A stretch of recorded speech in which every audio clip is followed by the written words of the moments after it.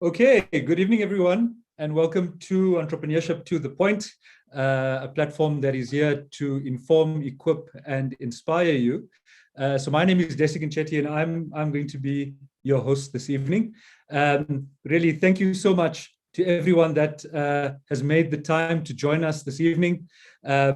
We find ourselves currently in the middle of a COVID-19 third wave. Going through the peak in Gauteng, a lot of infections. The numbers are skyrocketing at the moment, and I think it's really a time for us to keep safe and to make sure that we are observing all the necessary protocols that we need to observe to make sure that we are limiting the spread of this virus. So thank you on this Thursday evening for joining us in this session and really to speak about topics and subjects that are relevant to you as entrepreneurs out there. This evening we are proud to bring you our Back to Basics series that is in partnership with SEDA, SEDA being the Small Enterprise Development Agency. So really partnering with SEDA to bring really great content to you as entrepreneurs out there, and here again to support you during these difficult periods. I think we all know that these times are really unprecedented, and I think that word has been so overused out there. But really, we are going through a period in history that there hasn't been really any precedent set. So it's important for us to be able to look at things differently and to always have a different perspective around things. And whilst we're doing that, from an entrepreneurship to the point perspective, it's always around saying, how are we able to help you and journey alongside you as you go through these difficult times by, bringing you content and information that's going to be useful for you to running your business, and also give you the opportunity to look at things slightly differently. So please do follow us on our social media handles at to the Point. Be sure to follow us on YouTube as well. Like and subscribe. In fact, this particular session will be available soon after on YouTube. So please do share with your networks and other colleagues that were unable to join us this evening. So, as I said, looking forward to a really exciting session this evening with our guest, who I'll introduce shortly. But really for us to focus on the aspects of leadership during this time. So today we are going to be focusing on how do we pick up the pace during these times of uncertainty. And as entrepreneurs, it really allows us an opportunity to almost go back to the basics. And that's why we framed this series in partnership with SEDA to be able to give entrepreneurs a sense of how do we navigate some of these difficult challenges out there. And in many cases, the fundamentals still remain true. And we definitely want to go back to the basics in these discussions to assist you to navigate these challenges. So we are going to be speaking about leadership today and some of the challenges that as entrepreneurs and as leaders out there you are currently facing. And what should we be doing to overcome some of these challenges? Because I think we can all attest to the fact that challenges are not new. We encounter challenges on a regular basis, and going through the pandemic is just one of those challenges that we need to embrace, and we need to try and find the positive side of it. We know that from some of the entrepreneurs that we've been working with, they've actually found opportunities, new opportunities to get into different aspects within their current value chain to offer goods and services that may be relevant to customers out there. So opportunities are always there, but as leaders, we always need to be empowered, and we always need the guidance and the advice around how should we navigate through these difficult times. So having that been said, I'm really pleased and honored to welcome our guest this evening, Dr. McLean Sibanda, an entrepreneur in his own right. He is also an author, and I've got a copy of his book in front of me called Nuts and Bolts. And the objective of the book is really to provide an account around strengthening Africa's innovation and entrepreneurship ecosystems, and is a definite must read. In fact, today, for those of you who are avid book readers, we are going to be giving away copies of Dr. Sibanda's book.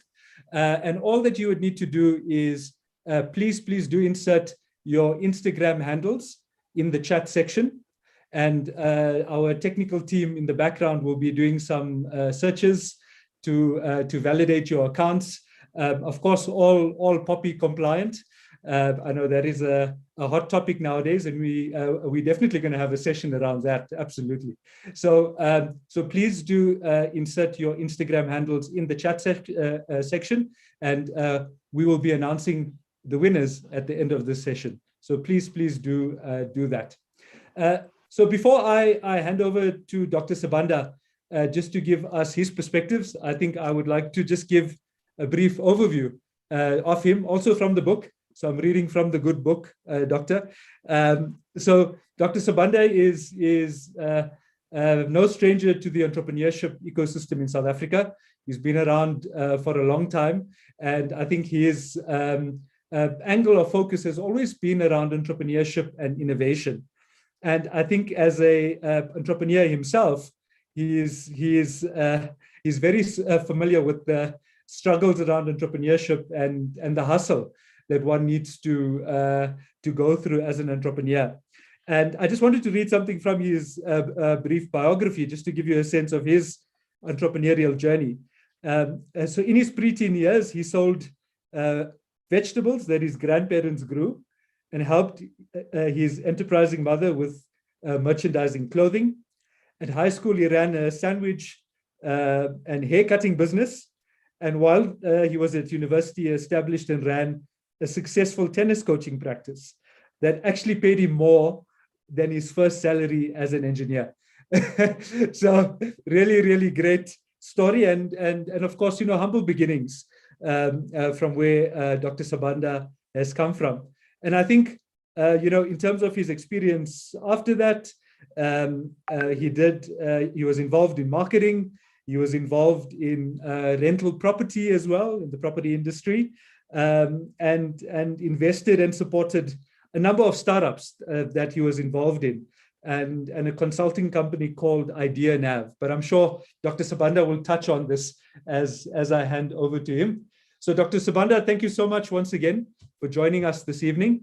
I'm going to hand over to you, and I think it would be great to start the discussion just around who is Dr. McLean Sibanda before we get into your perspectives on leadership.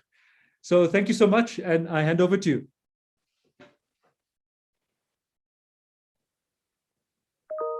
Thank you very much, Des, again, for the invitation, and also to Property Point and Entrepreneurship on Entrepreneurship to the Point for the invitation to be your guest this evening. So I have been introduced. My name is McLean Sibanda, so I'm trained as an engineer by first training, and then later on became a patent attorney, trained with one of the leading firms, Adams & Adams, in the country. And after a while, I got bored and I joined what was called the Innovation Fund, which was a government fund at the time, and spent the next 8 years or so within the Innovation Fund. And there we supported all different kinds of innovative ideas. Some of you might have heard of South Africa's first electric vehicle. We supported that. We saw that when it was still a 15-page concept, and all the way through to the time that they had about 5 units running at COP17 in Durban. And then the Innovation Fund merged with other entities to form what is now called the Technology Innovation Agency. And then I was an executive there. And I think I will pick up the story, from there in terms of where Nuts and Bolts also comes from, because it was when I was minding my own business at the Innovation Hub, but as a tenant, that I was then headhunted to come through and join the Innovation Hub. So at a high level, that's who I am. I still do a lot of work throughout the continent on intellectual property. So I consult to the likes of the World Intellectual Property Organization, the UN. I've done some work for Africa Union, also SADC, as well as a few governments. Okay, great. Thank you. Thank you so much for that introduction, Dr. Sibanda.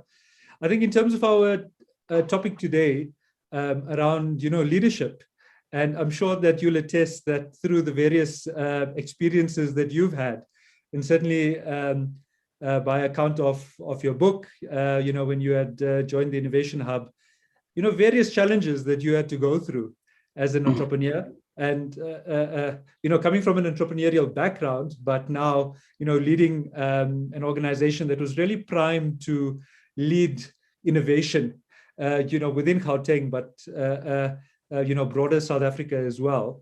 So I think it would be great for you to give us an account of some of the challenges that you experienced, because I think some of our entrepreneurs on the call are certainly going through those types of challenges. It may not be in the same context, but I think some of those challenges still remain true, even in the current environment that we find ourselves in.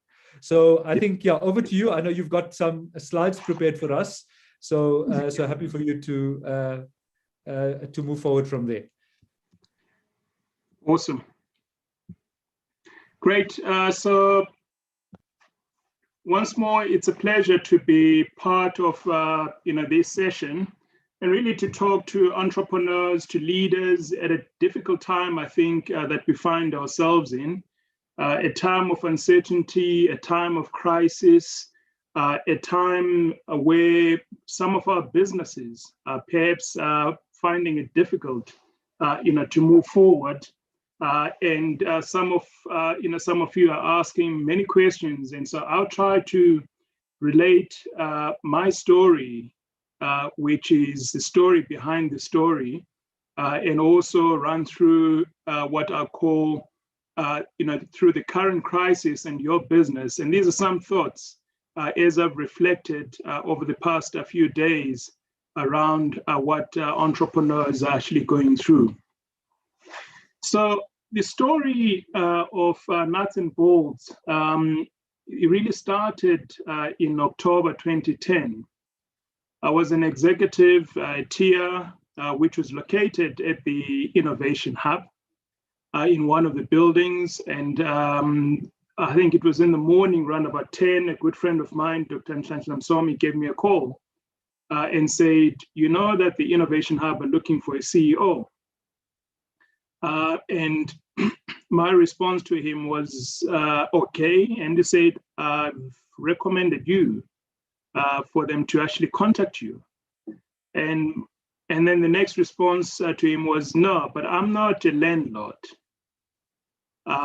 Because I saw the Innovation Hub as just a park that provides tenancy to people. And his response to me was, no, they actually want to reposition it to focus on innovation. And so within a day or so, I received a call, was called to an interview. It was on a Saturday morning, went to Melrose Arch. I had the interview there with the board, as well as the head of department in the economic development in Gauteng. Made a presentation. I'd been asked literally 24 hours before to make a presentation in terms of my story around how I would reposition the Innovation Hub. So I used a SWOT analysis, and I said, what are the strengths, what are the weaknesses, what are the threats, what are the opportunities? And I picked up one of each as a repositioning. And this was based purely on desktop research that I did literally in 12 hours. And so in February 2011, I assumed the role because I had a 3-month notice period, a tier, and the timelines were very short, and I made a promise to the board that in 45 days I'll present to them a turnaround strategy. And so one of the very first lessons that I learned, in essence, was that you need to use all the resources that are at your disposal.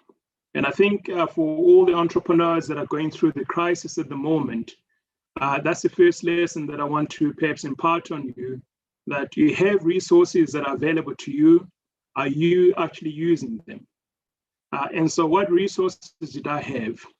One, it was a team of about 22 people. And so I started to talk to each and every one of them. I had one-on-ones with each one of the 22 people in that organization. There was a board. I started to talk to some of the board members. There were tenants that were leaving the Innovation Hub at the time. And I spoke to the ones that had left. I spoke to the ones that were leaving. I spoke to the ones that were still there. I looked at the incubation program. There were 8 entrepreneurs that were being incubated. And I spoke to each and every one of them to actually understand why would an organization such as the Innovation Hub, which was meant to be the science park for the province of Gauteng, which is the 5th largest economy in Africa, only has 8 entrepreneurs in their incubation program. And after having done all of those, those consultations took me a good 21 days. In the meantime, I was reinforcing the story, which I presented to the board, but also correcting some of my own assumptions. Some of them were wrong. And again, I think that's the second thing to actually impart, to say, always question your assumptions, particularly when you're going through a difficult time, because all of us have got blind spots. And that is something that I actually learned, that we all have blind spots. And so in 21 days, completed, and I started to build this picture. And I think from a leadership standpoint, I made a mistake. And I think the mistake that I made at the beginning was that this turnaround was going to be my turnaround. So despite the fact that there were all these resources, I took it upon myself to actually, craft this particular, repositioning. And I think it must have been a week or 2 weeks before presenting to the board, I realized that I needed to get all the 21 people on board. So if you're leading a startup, you need to make sure that as a founder, you have everybody on board, because everyone has got a view. They need to reflect on the view, on the position that you've taken, and in essence, bounce back. So you've got thinking partners, and it's important for them to actually feel that they've been consulted. So 45 days we presented to the board, and the board said, it looks okay. So I got certain things to be able to proceed with. And certain things we asked to go back to the drawing board. One of the things which I asked for was to set up a fund. And the board said, well, we're not a funder. There is Gauteng Enterprise Propeller in the province. Go back and talk to them. So there was some homework to be done. But there were choices in terms of sectors that we deliberately asked for, and the board said, that's fine. And then we looked at resourcing, and part of the challenge was the fact that here is a science and technology park, and yet it didn't have even one person with a science or engineering or technology degree or background. So we had to go out and get those resources.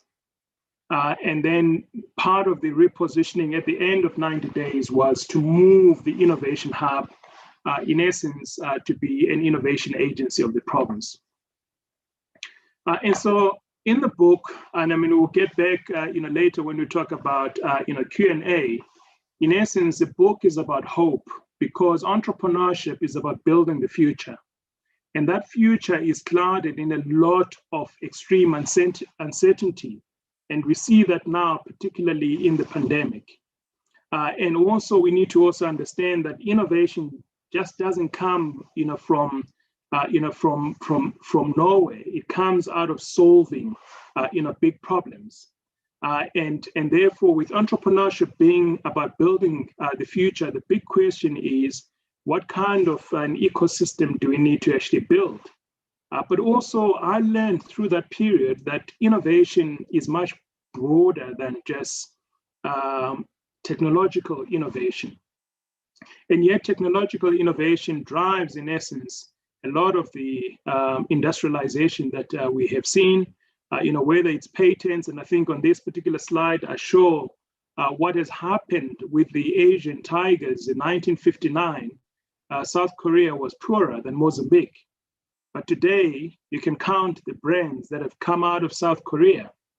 Samsung and LG and all sorts of Daewoo, Hyundai, and so forth, because there was actually a vision. There was an ecosystem that was built that enabled entrepreneurship and innovation, in essence, to thrive.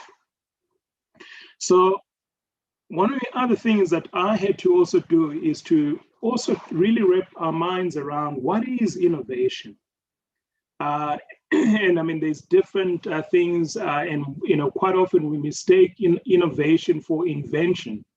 I mean, invention is like creativity, is thinking up new things, but innovation is doing things differently, is doing new things. It's about, in essence, the practical implementation of ideas. And as John Emmerling actually says, is that innovation is creativity with a job. And therefore, within your own business, right now, as you're going through a crisis, the bigger question is, what are the challenges that you're facing? And how can you do things differently? And I'll get on to some of those particular challenges, the way that I've anticipated them, and also from the engagements with other entrepreneurs in a short while. But also, I think for entrepreneurs that really want to build scale, people that want to build something that is lasting, this is one book that I would recommend, The Prosperity Paradox, because it goes into a lot of detail in terms of what they call the market creating innovations. So you need to actually understand that there is sustaining innovations, there is efficiency innovations. Efficiency innovations is all about efficiency. It's about cutting down the costs so that you can maximize your profits and so forth. Sustaining innovations is about talking to exactly the same kind of customers that you've been talking to. So it's almost similar to a Mercedes-Benz that releases a new model every day. In essence, they're talking to the customers, the people that are already captured. To build at scale, what we need to be talking about is we need to be talking about market creating innovations. And these are innovations, in essence, that capture the non-consumption. So there are people that are not consuming certain products. How can you actually capture those particular people and bring them on board? And I mean, we saw this, I mean, in Fortune at the bottom of the pyramid, there's a book called Fortune at the Bottom of the Pyramid. They actually talk about this in terms of how one can actually talk to, to a lady, for example, in Khayelitsha, who can only afford to buy soap to wash clothing, let's say once, twice a week. They can't afford to buy the entire 2 kgs. So therefore, you can sell sachets that are enough for them to be able to wash, to do one wash. That is part of what a market creating innovation, thinking differently. That by itself is innovation. But quite often, I think one of the mistakes that I've seen, and I mean, we saw this, and as we're repositioning the innovation hub, we're to actually think differently, we're to be entrepreneurial, because we're to run it as a business, was realizing that we needed to bring on board entrepreneurs into the business. So I could not run an incubator my role was to provide a strategic direction. So we went out and looked for the best resources. We brought a guy called Ndwakulu Mukofi, who was an entrepreneur in his own right. He had set up an agribusiness, he had run it successfully, he had also run an incubator. And we brought him in because then he could relate to entrepreneurs. Why? Because entrepreneurship is actually different from the ideas people. Entrepreneurs are the people that see the risk, but are prepared in any event to be able to move forward. And they're willing, in essence, to convert a new idea into something that is actually for society. There are people that actually realize that they need to be able to bring on board the different resources that are available to them to be able to bring a different result. And entrepreneurs, in essence, are people that own that particular process. They don't see problems, but they see opportunity. And so the bigger question is, most of us are navigating through this crisis, through this pandemic, is, are we the entrepreneurs? Are we thinking entrepreneurial? Do we need to bring on board people that are actually entrepreneurial, or not? And so earlier I mentioned that one of the things that we had to do was, we'd gone to the board and said we wanted to set up a fund. And the board said, no, you're not a funder and this and that. And therefore we set up something called the Startup Support Program. So we had to innovate. We had to call it by a different name, but in essence achieve the same objectives. And the objective was that there was a gap around funding. Many of the entrepreneurs that we're coming across, they need a small amounts of money, somewhere in the region of 100,000 to about 1 million rand.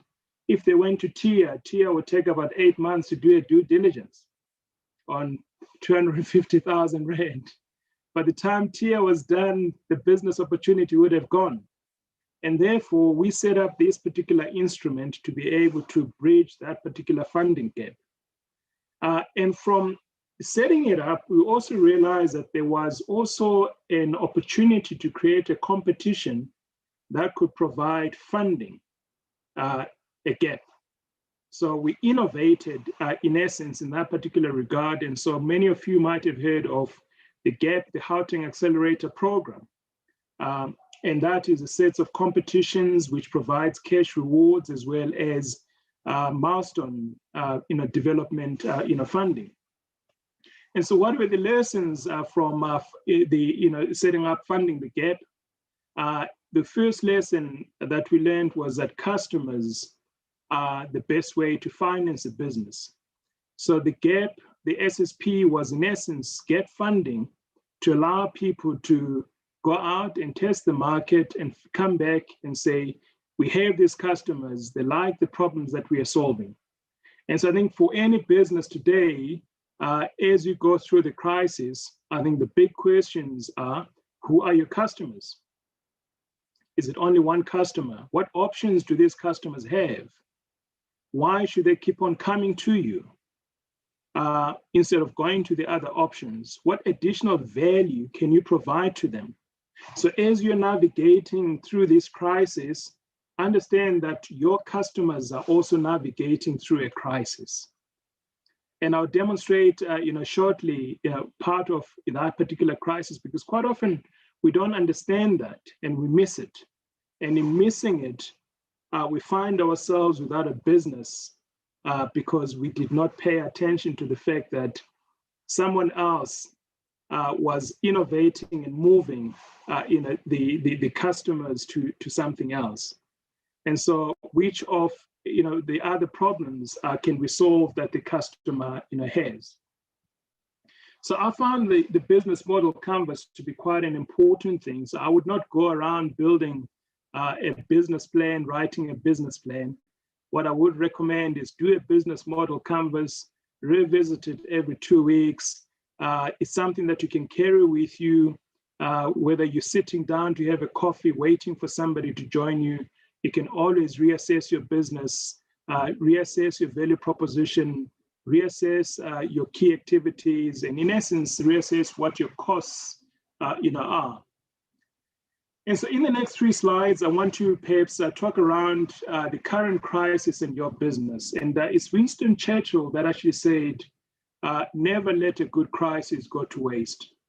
So I'm not sure whether this is a good crisis, but it is a crisis.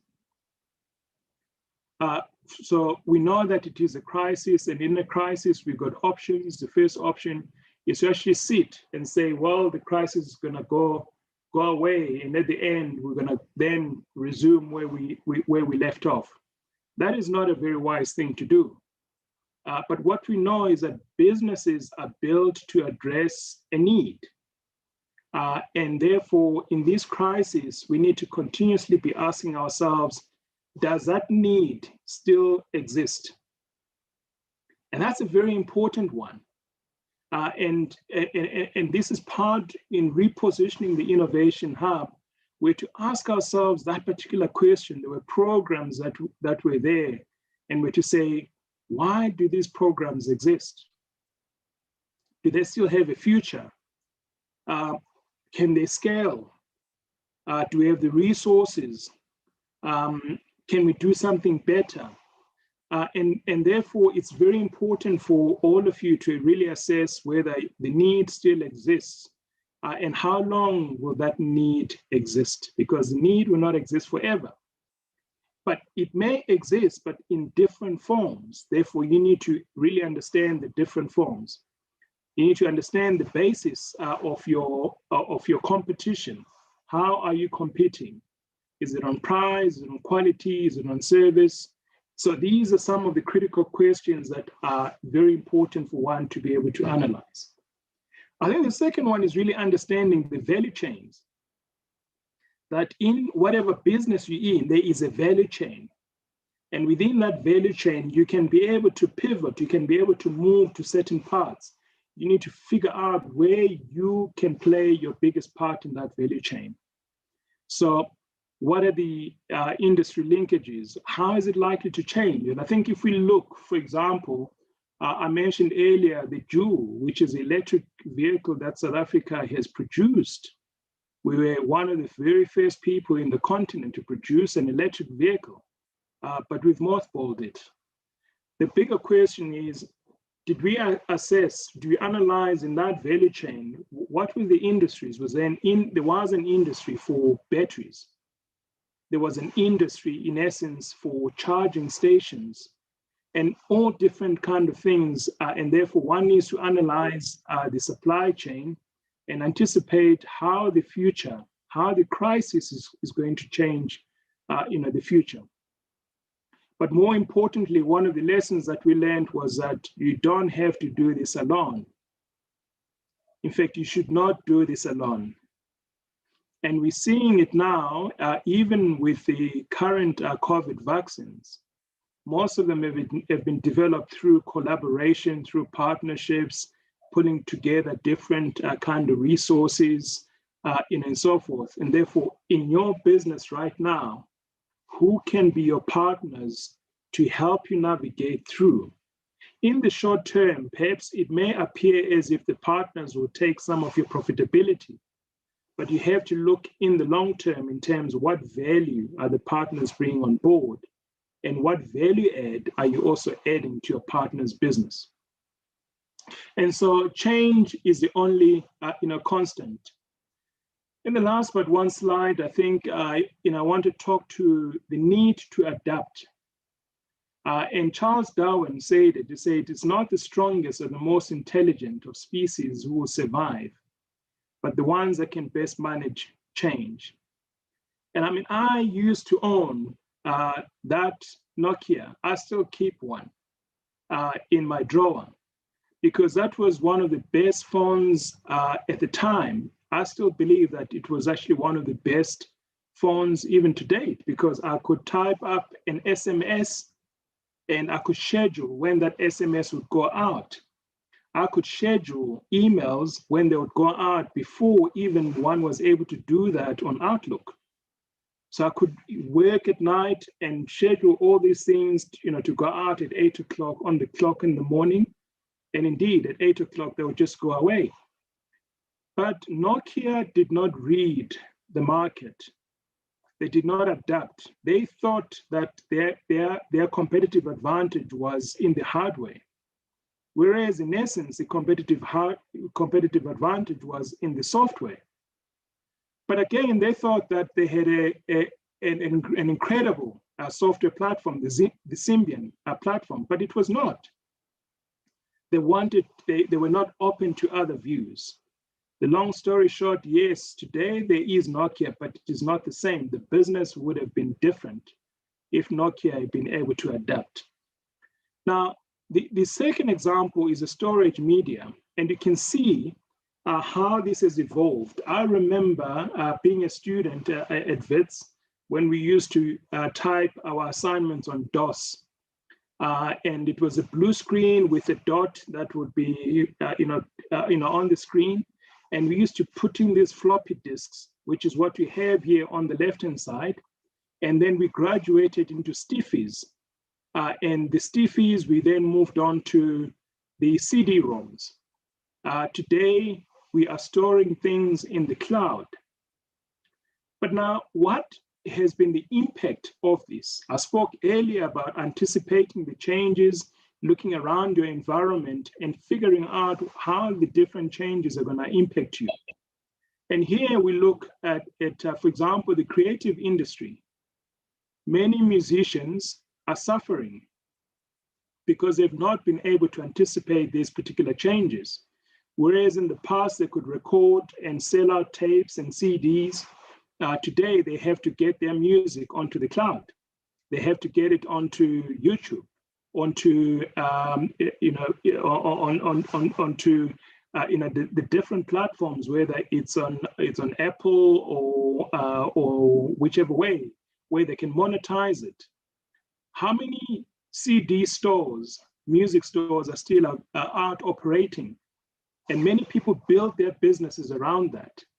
And today they don't have a business. And many of them did not anticipate that. So it's important for one to be able to anticipate how these different changes are going to affect you. And I think I like this Chinese proverb that says a wise man adapts himself to circumstances as water shapes itself to the vessel that contains it. And I think today, many of our businesses are going to be affected by the sharing economy. And we need to actually understand this. And it's quite a nice book that is coming out from Kevin in about 2 months' time on the sharing economy. And so I'll be posting about that particular book.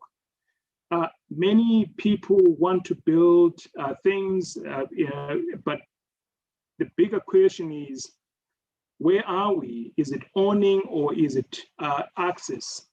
And so we need to be able to understand this and also, from where your business is sitting, go back and say, what capabilities do you have and how can you perhaps use those capabilities to be able to reposition yourself for the next phase. So in this last slide, I want to perhaps conclude and say,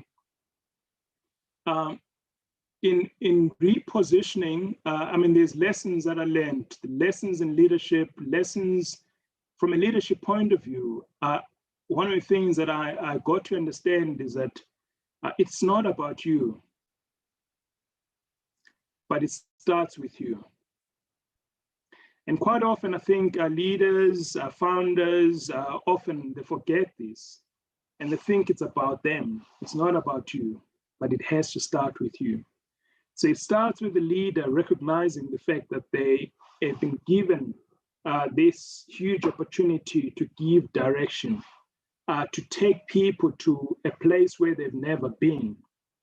But also, quite importantly, it's recognizing the fact that in taking people to a place where they've never been, you're going to need to learn, as well in the process. It's understanding that you may not have all the answers. But also it's recognizing that at times, and I talk about this in the book, that at times, not everyone is going to buy into your vision. What do you do as a leader? And I think if you're running a startup, there might be people that are just coming in and they're not helping to take the vision through. it's important to have open conversations with people. Don't believe that the things are going to go away. You have to talk to people. You have to understand what people are going through. And so we learned, in essence, that one needs to focus on demand-led innovations. And I think for any entrepreneur today, any innovator building something, I'd say that you got to build for scale. You got to build for the opportunity that is being presented by the African Continental Free Trade area. Also be aware of the fallacy of build it and they will come. And all you have to do is look at the Foreshore Highway in Cape Town. It was designed in the late 1960s, construction started in the 70s, and it never progressed. Because when it was designed, the idea, the demand was that it was anticipated that there will be a demand for traffic to move people from the poor areas into the areas that actually are providing jobs. But over time, that was not the case. But also that demand was overestimated. And I'm aware of efforts, recent efforts to try to get that highway to be completed. And the bigger question really is a balancing is the investment that's going to be made, will it justify the benefits that will come out of it?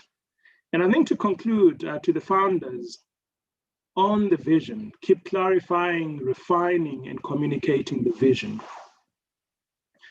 And keep looking for opportunities to move your business forward.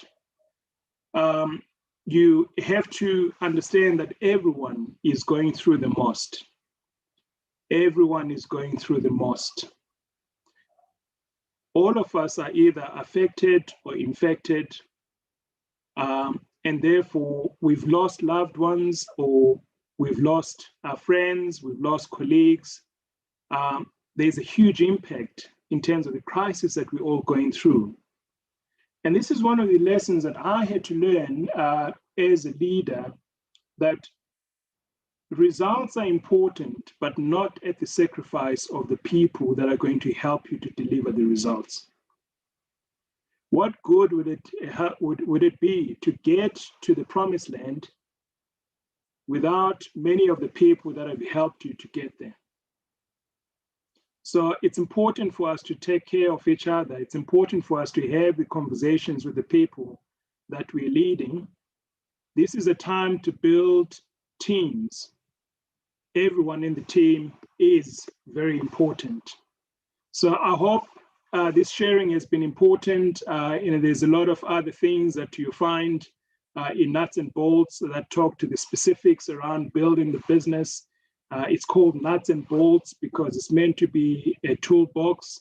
As Dr. Kruger says, it's a book that is written to be understood, and it is refreshingly honest and open.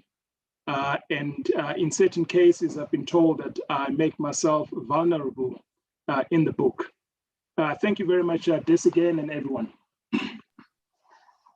Wow, thank you so much, Dr. Sibanda. That was, inspiring, insightful. I think there were so many great and invaluable lessons and learnings that you mentioned during the course of the discussion. And it really epitomizes where we are now, in current society. It's all about adaptation. It's all about staying relevant. It's understanding the needs of our stakeholders and how we remain relevant to those needs, whether those stakeholders are our teams that we work with, our clients, our customers. And I really appreciated the notion around innovation, and maybe unpacking that a little bit, because innovation, people always think about innovation in the context of, I guess, invention. Let's develop something new and something flashy, and hopefully it becomes that unicorn that everyone is after, and it'll make you a lot of money and you'll become very successful. The reality is far from that, and I think we've seen that. But maybe just to kick off, and I'm going to hand over to my colleague Azola in a short while, There's been some very interesting questions and comments coming through the chat. So guys, please do post your questions. We've got about, according to my watch, about 16 minutes for you to put down your Instagram handles to be eligible to win copies of Nuts and Bolts, which, as Dr. Sibanda said, is really a great toolbox and a reference point. So please do that. Yeah, so Dr. Sibanda, I guess, maybe just expand on that in the context of your background. When you talk about patents, I don't think many people understand that dynamic, that yes, a product or a solution may be patented, but if we are looking at ways to innovate, in most cases, the answers may be there, but perhaps people haven't taken that innovation to the stage of commercialization. So maybe if you want to touch on that briefly for the audience. Yeah. So, I mean, patents are important. And I think, patents get granted for three things. The idea must be new, it must be non-obvious, and it must have utility in society. So you can get a patent as long as it meets those three requirements. But to convert that patent or invention into an innovation, it's something else. And I mean, one of the things is to actually look at the history of a selfie stick. The selfie stick was patented many years ago, by the way. And everybody says, who would be so stupid as to want to take a picture of themselves? But they do not understand our current generation, right? And the selfie stick only got commercialized later on when the need had actually arisen. And so one needs to actually understand that patents are valuable sources of technological information. So for any startup that's in a business where there are patents, it's important for you to understand what your competitors are doing, what your peers are doing, read their patents, and understand their products and figure out a way that you can go around those particular patents. But ultimately, the value is created in the marketplace. And that is what distinguishes between invention and innovation. It is a marketplace. There has to be a customer that is willing and able to pay because they see value. If the customer is not prepared to pay, it's because they don't see value. So there's no innovation. Absolutely. I think that was so clearly explained. Thank you for that. Speaking of the younger generation, Azola, my co-host today, Azola, I've been noticing some very interesting questions and comments coming from the chat. Do you maybe want to field some of them? Good evening, everyone. My name is Azola Mzegandaba. As Desigan has said, he's issuing it to the younger generation. I happen to be a millennial, so I believe in the digital copy of the book, but I have the book that Dr. Sibanda has written, Nuts and Bolts, which I think is absolutely fantastic and touches on a lot of relevant things that we really need to, look at. And particularly as Africa being one of the continents with the youngest generation, the youth is absolutely prevalent. I love how Dr. Sibanda in his book talks about that Africa needs innovation and not necessarily aid, of which as a young African leader, I think is absolutely paramount and important. So I'll be fielding in some questions, as Desigan said, because of my age, I think they've given me the graveyard shift, but be that as it may, I will try to make it as interesting as possible.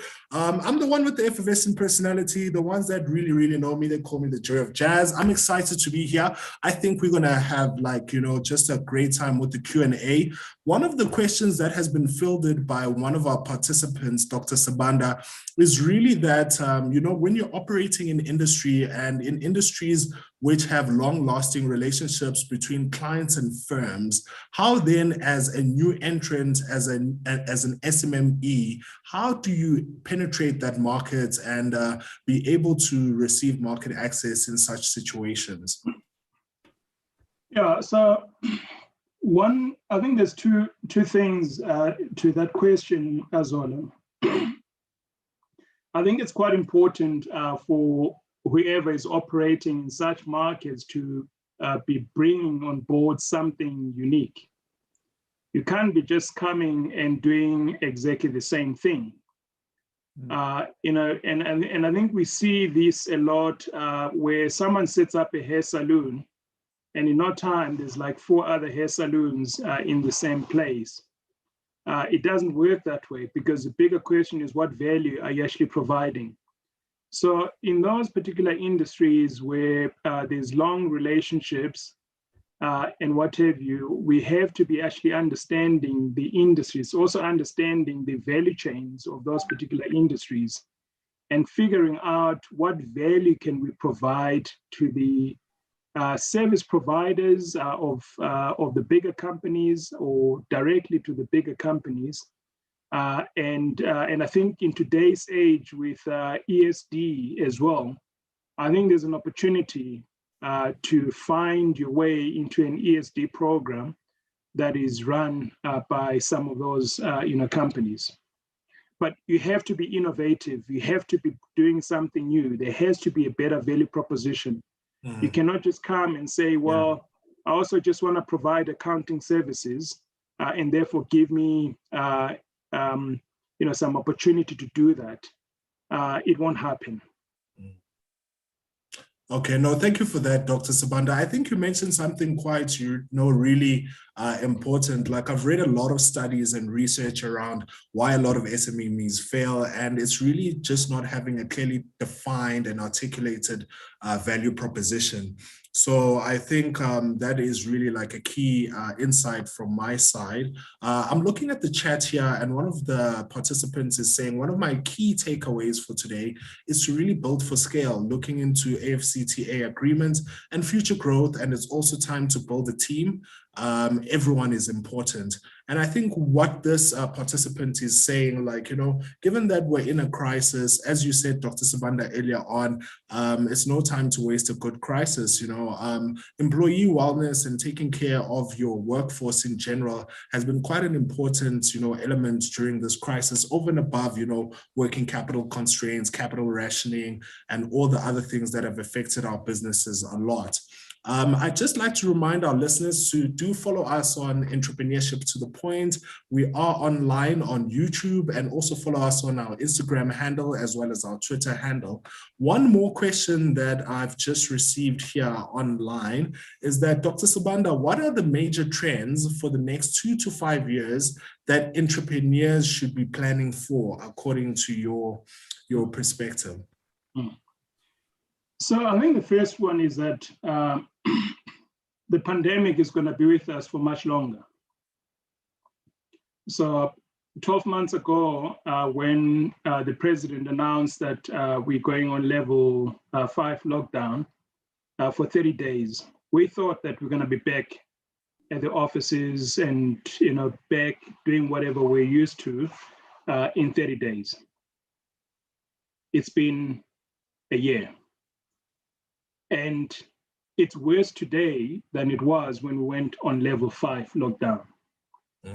So we need to understand that we are still going to go through the most. And I would say that the next 12 months or even longer are months where we would need to keep on innovating, changing, adapting, finding a new normal. So whatever normal it will be, to be a different normal to the normal that we have today. And therefore, every business is threatened. And we've got to be looking at what have been the trends. I think e-education, there are huge opportunities that are emerging. I think the last 12 months have demonstrated that there is value in that particular regard. I've got more friends that are doing homeschooling today that never believed in homeschooling. And I think increasingly, people are wanting more quality of life. And I think emerging out of this pandemic, we're going to see people really wanting things that give them quality of life. The world is going to go digital, more digital. I think the 4IR, if you've not read Professor Chilidze Morales' book, do read that book. If you've not read Abdullah's book, read that book. And so there's a whole range of things that are happening around us. But also, I think there's huge opportunities around trading under the African Continental Free Trade Area. South Africa is very privileged compared to many of countries in the continent. How can we position ourselves? But also, how can you build relationships with non-South Africans that are either in the country or outside of the country, so that you can be able to move through a borderless Africa. So I think the opportunities are huge. There is obviously the crisis that we have to manage. Many businesses are going to change. I think the large businesses are also going to become smaller. That's my prediction. I think energy demand is going to be a huge thing. And I think we're seeing that with the recent announcements by the president. And the bigger question is, how can we play in that space? Okay. No, thank you so much, Dr. Sibanda, for that. I actually have a friend of mine, which I went to varsity with, which is in the energy space. And he was talking about this a lot when we were in varsity.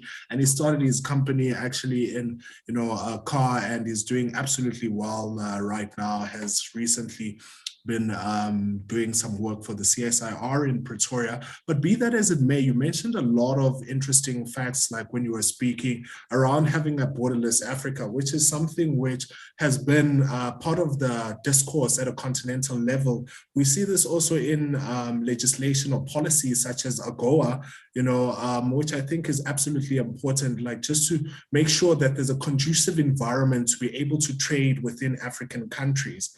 From my side, I'd also like to, field a question from my side. I read the book. I absolutely loved it. I actually read it in 2 days, and I love the font and everything, and just how the look and feel of the book is. You speak a lot about entrepreneurial culture in the book.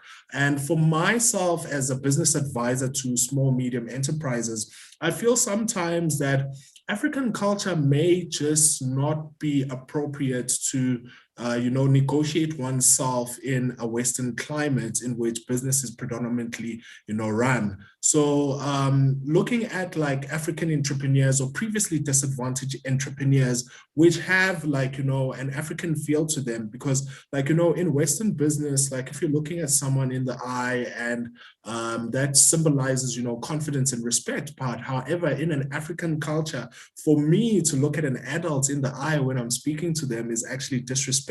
So looking at your book around entrepreneurial culture in South Africa, how then do you think the differences between African culture and what business is usually run by, which is mainly Western philosophy? How does previously disadvantaged entrepreneurs engage in spaces so that they can be involved economically and in a meaningful way?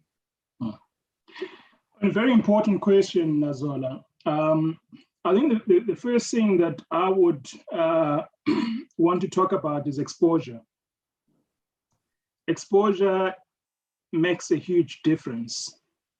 And it's one of the things that I've always believed in, to actually say that every entrepreneur needs to be exposed to different settings compared to the ones that they've grown up in. Because it's through exposure that one actually learns and understands that their own background and their own capabilities are no less than others. But they can also augment them with strengths from other ecosystems. So as Africans in South Africa, we don't travel enough in the continent. One of my frustrations is at times talking to South Africans, we almost behave like some of my American friends that have never moved out of America and believe that the world is all about America. I actually think that one of the things that we need to do is African entrepreneurs, once the pandemic is over, is get out on a safari, entrepreneurship safari to East Africa. Just get out to Nairobi, get out to Kampala, get out to Kigali, and just see how the entrepreneurs there are building businesses that address their own local problems. We then learn from that we don't have to necessarily assimilate ourselves to Western cultures, but we can learn some things from the Western cultures, but build businesses that can scale in Africa. Africa has got the largest youth population, which is going to continue to grow well into the 2050s. And that's going to be a growing middle class. Many of the countries in Africa today might be poor, but they're not going to be poor forever. Yes. Huge markets, huge demands, for product and so forth. So I think, just coming back to your question, I think that we need to actually just appreciate the positives in terms of our own culture as Africans, but also, there's a saying that when you're in Rome, you do as the Romans do.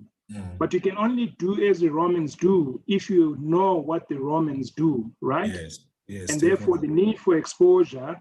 And in the meantime, whilst we cannot travel, let's get onto YouTube. There's great content that can take us, even TEDx, take us to those particular settings. We learn, but we build businesses that are uniquely African, address African problems, but also problems that the rest of the world is actually facing. All right. No, thank you for that, Dr. Sibanda. When you're talking about like addressing problems that are solving African problems, I think about, like shared value. For me, I'm a big proponent of the enlightened shareholder value approach. I believe strongly that the profit model from an Adam Smith and Friedman economic standpoint, from classical economics, that director's fiduciary duty is really just profit maximization, is unsustainable. And we're seeing this, like an uprise of employees and just general business and collective society. So I totally believe in shared value, ensuring that our problems, or our solutions as entrepreneurs are inextricably linked to solving problems that are wicked problems, structural problems, of which here in South Africa we're seeing a lot of. We have run out of time. It is 7 o'clock, but like African philosophy suggests that everything happens as and when it should be. So I do have another question, since we are operating on divine timing and the conversation is flowing so well, like why should we stop it right now? So one of the participants, Funeka actually happens to be my sister's name. So I think like this is just divine. At lockdown, many entrepreneurs have not been lucky enough to have the freedom of funds to bring existing, let alone new clients or value-adding ideas in order to stay relevant or afloat. And at times, many have been locked outside of the door. So then how do you, at this point, navigate the spaces, and what should one do? And Funeka is saying this is by no means to sound funny or unappreciative of the valuable insights that you have shared, Doc. So like Funeka is saying that, there's a lot of barriers to entry, and how do you then enter into the front door? Yeah. I really empathize, with Funeka, and I think what she's asking is a very, valid point. I don't think I've got an answer, but perhaps some thoughts on what Funeka is actually asking. From what I also shared earlier, I think it's really reassessing the businesses that we're in and figuring out whether they're still relevant. And also there's an opportunity to build new businesses. So let me tell a very quick story. I'm not sure whether it will help Funeka. 2 days ago, I was talking to a very good friend of mine. I haven't spoken to her for quite a while. The last time I spoke to her, she was running a business that does golfing events. And with the pandemic, that business does not exist anymore because it doesn't make sense for corporates to be sponsoring golf days when, in essence, the people are fighting to keep their jobs. So that business totally gone. She pivoted.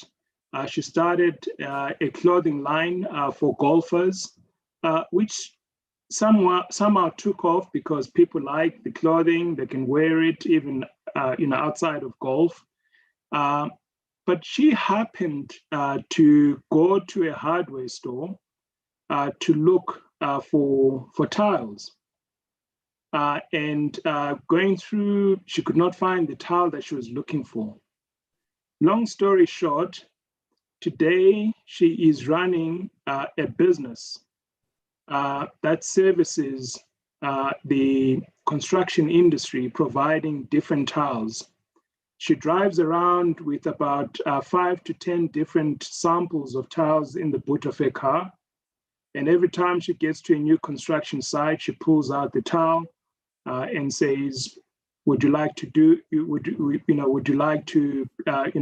purchase this?"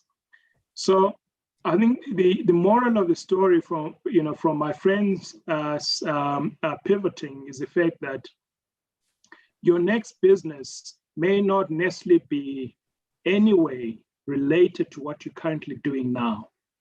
I think in the crisis that we find ourselves, we almost have to go back to basics and say, what are our own skills that we have? Some of us are good at selling. What can we sell at this particular point in time? Some of us are good at teaching. What can we teach at this particular point in time? Some of us are good at making. What can we make at this particular point in time? All right. No, thank you so much, Dr. Sibanda. I think what you're saying is really leveraging off your strengths, of your experiences, what you are good at. So we have come to the end of our show today. So I'd like to thank Dr. Sibanda so much for joining us as an esteemed guest. I've learned a lot myself. You've reminded me some of the things I learned at business school. You talked about the business model canvas. It reignited some hectic times when I was in exams and seeing flames. And when I'm talking about seeing flames, I heard you use a lot of young people lexicon, such as going through the most. That was a word that I took out from you quite a lot. So thank you so much, Dr. Sibanda. From Property Points, thank you so much for coming through. I really enjoyed the session. And next time I'll also try to have a library behind me. But since we're growing green, I'll try not to. I'd like to really just also introduce some of the winners today for Dr. Sibanda's book, Nuts and Bolts. I've read it myself. As I said, I read it over the past 2 days. I couldn't just stop. I was just consuming it quickly, and it is just a really great read. So the winners are at Triumphant Zoe Property, as well as at Mamuketi Dlamini, including at Gaiboni Pty Ltd. We will be connecting with you in order to arrange delivery for your books. Thank you so much for joining and participating and sharing your handles. Thank you to everyone who's joined this session at Entrepreneurship to the Point. We are a platform that informs, equips, and inspires. My name is Azola Mzegandaba. As I said earlier on, the one with the effervescent personality and the joy of jazz. I hope Desigan and myself, including Dr. McLean Sibanda, have been really instrumental in sharing issues around innovation hubs, as well as entrepreneurship ecosystems, as Nuts and Bolts, the book by Dr. Sibanda, which the participants I've just read out have won a free copy. So just a reminder to everyone, just since you're online, we do have a next session, 29th of July, Entrepreneurship to the Point. We are talking everything mental gymnastics. And this is really about, like, understanding the zeitgeist, understanding the spirit of the times. I know there's a saying that there's a time to throw stones and there's a time to collect stones. So right now we're talking mental gymnastics, which is speaking directly to the season in which we're in. And we will be talking about how are you really doing physically and mentally, and how can we help you to do better. Please register for free at www.entrepreneurshiptothepoint or ettp.co.za. Thank you so much to all our listeners for joining us today, and please take care, and we'll see you again on the 29th of July. Cheers and bye.